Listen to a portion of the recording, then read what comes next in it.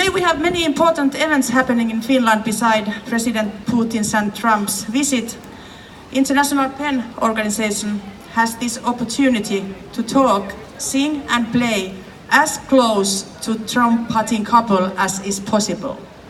Actually, right now, those two presidents are having a discussion just nearby, there in the castle of Finnish president. PEN and all of us hope that both Vladimir Putin and Donald Trump could hear also the voices of those who they'd rather forget or even want to be silenced. Me olemme täällä tänään siksi, että kuulisimme ja muistaisimme kirjailijoita ja taiteilijoita, jotka on vaiennettu tai jopa vangittu valtion johtajien taholta, ellei tapettu. That is also why we are here today. Reading different messages from authors and artists who have been arrested or silenced or killed for no reason. I'm honored to start this happening with regards from Jennifer Clement, the president of PEN International.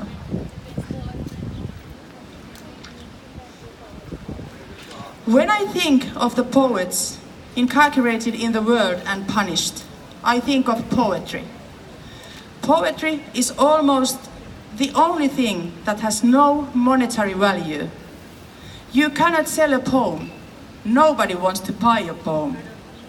Poems are not for sale in the market like apples and peaches, or in the auction houses by sculptors and paintings.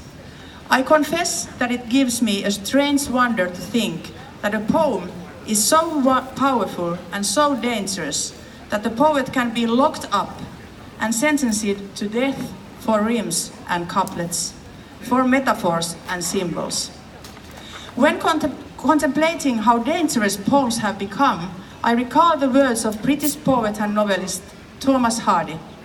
If Galileo had said in verse that the world moved, the Inquisition might have let him alone.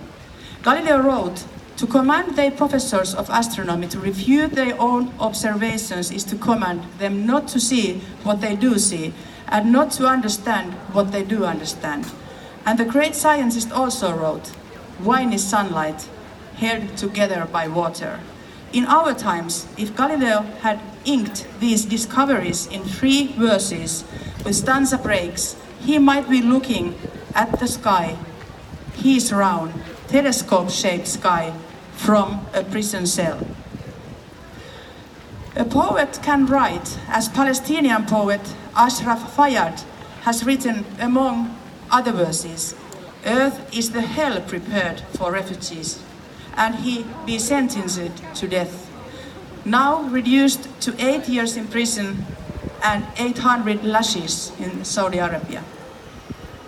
Mashhab Sabet, imprisoned in Iran 2008 and freed 10 years later last year, penned impassioned poems to Fariba, with whom she shared a cell at the beginning of her incarceration.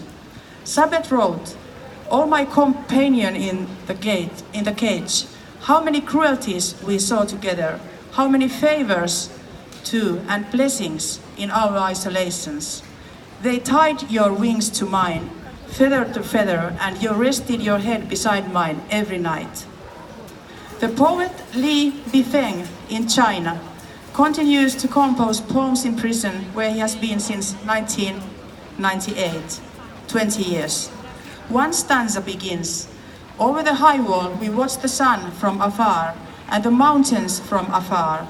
In the dreams of nights we see people from afar. Using the net of yearning we salvage those scattered memories, and then we let the bones grow into the bones." Today, in our PEN case list, we have 47 poets to defend. Poets who have been harassed, threatened with death, detained, imprisoned, tortured, and killed.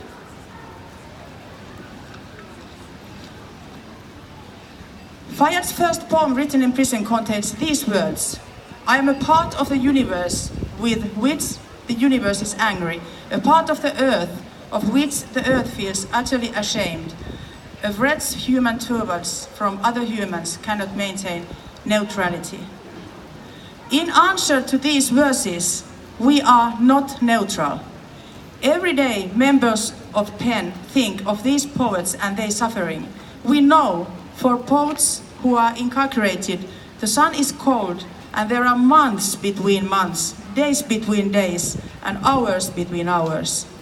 Even in the months, days, and hours which are not on the calendar, we are working for their freedom of expression and their freedom.